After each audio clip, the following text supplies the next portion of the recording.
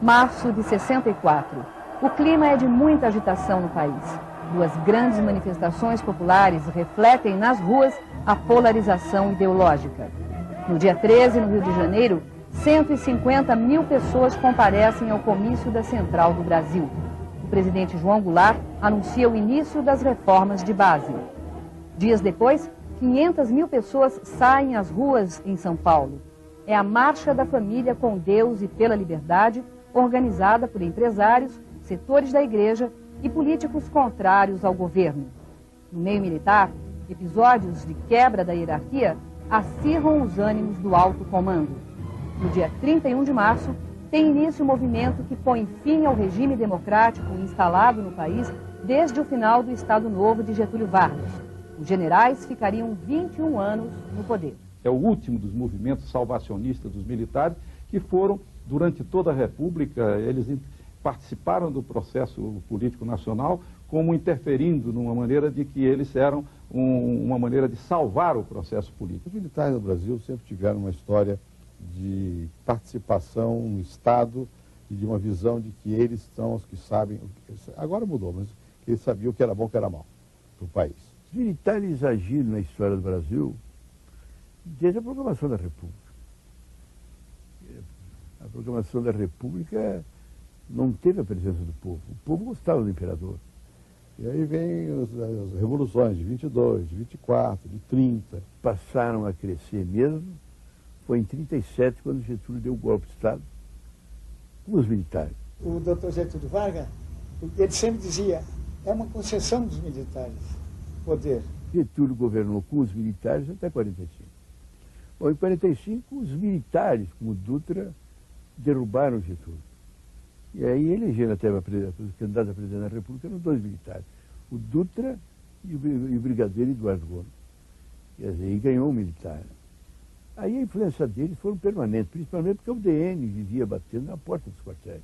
O país já tinha a pregação reacionária da UDN, moralista da UDN, contaminando muitas forças armadas. Esse golpe de 64, ele é a consumação de um processo golpista que vem de longe.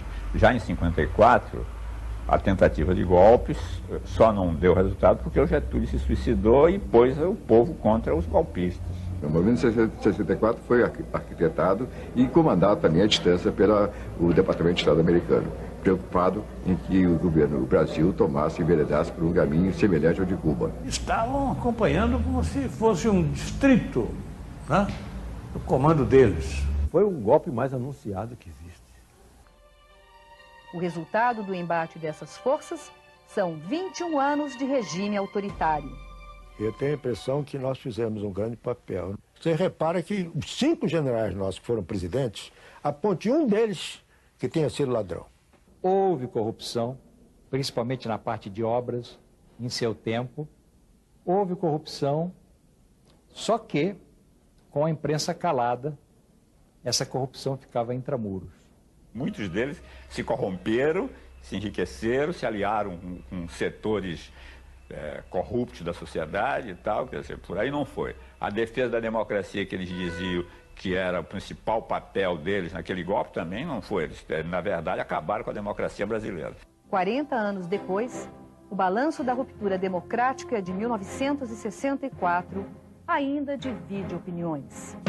Aí nós vamos encontrar durante todo o tempo do período da Revolução de 64 essa luta interna entre os militares e realmente aqueles que queriam, quer dizer, que o processo se normalizasse, que voltasse o país à normalidade democrática.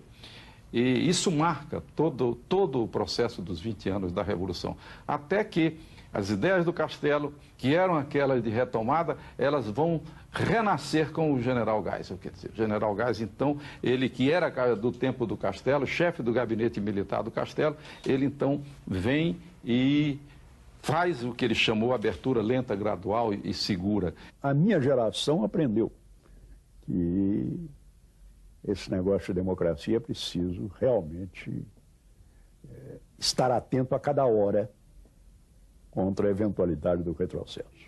Eles aprenderam que eles não são capazes de dirigir o país, né? E chegamos a fazer esse país um país que entrou nos níveis de referências mundiais. Politicamente não fomos capazes de fazer a mesma coisa. Ao produzir uma política de arrocho salarial brutal, baixou o perfil do mercado de consumo popular. A própria estrutura produtiva passou a se reciclar mais rapidamente para exportação, consumo de luxo.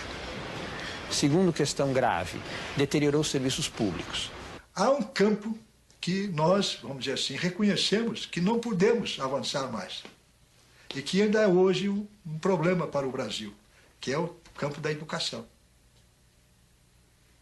Sem esses dois pilares, a educação e a saúde, você não pode construir um país que se quer, viu, sólido e soberano.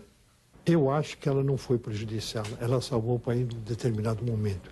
Como tudo na vida, ela não pode se perpetuar e tinha que mudar, como mudou. Era necessário, historicamente, um golpe para botar o Brasil nos eixos, para parar a inflação, para botar a economia para crescer de novo? Claro que não. Evitar a formação de uma república sindicalista foi muito importante. Baniu toda uma geração da vida brasileira. A minha geração, que é de 1964, ficou 18 anos banida da vida brasileira.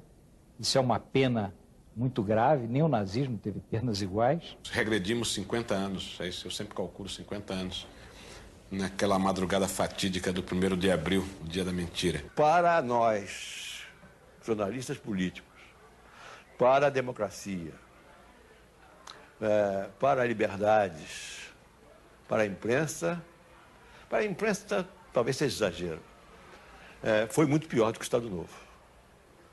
Porque o regime militar tratou sempre o Congresso, os políticos e os partidos, com o maior desprezo. A mágoa, o sentimento de vingança, ele é como um tumor. Tem que exorcizar. Tem que, se for necessário, até operar e tirar fora. Tanto que isso que me fez compreender a anistia. A anistia tira uma espécie de tumor de dentro da gente. Hoje é impossível que se possa reconstituir, não há como, porque os fatos políticos eles vivem do instante, do momento, das paixões daquele com que se processam os acontecimentos.